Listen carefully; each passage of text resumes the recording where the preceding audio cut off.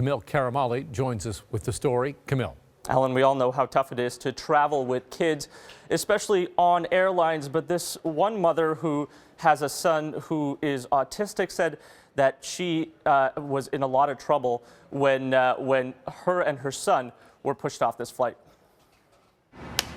A mother posting a video of her son with disabilities on Instagram, stranded at Hamilton Airport after being kicked off a flight November 1st, shocked and in disbelief, reads the post. And I said, "You're kidding." Andrea Ivaroni and her 21-year-old son Nico fly a lot, even doing this interview from Florida, but it's not easy for the family to get around. Nico is autistic and suffers from a rare chromosome disorder. He's 21.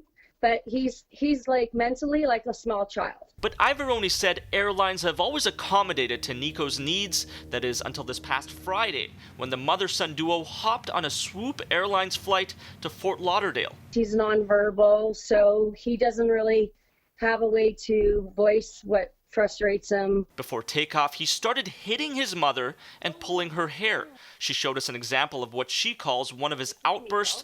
Nico was doing something like this on the plane when staff approached them and said, "Nico's not going to fly today."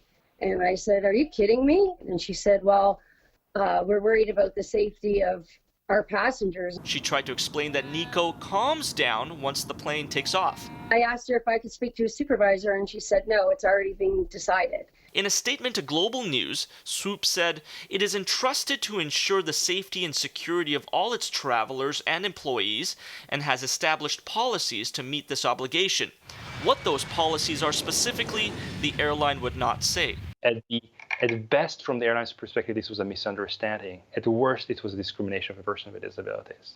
Advocacy group Air Passenger Rights said Swoop should have done more to ensure the pair traveled to Florida that day. The family eventually made it to their sunny destination after an expensive last-minute flight with another airline. Ivaroni said Swoop refused to compensate her for the new flights, but did credit her for the 2 tickets that weren't used. Now Ivaroni has a new mission. These kids don't have a voice, so I need to speak up and make people aware that this is how they're being treated. Kamil Karamali, Global News.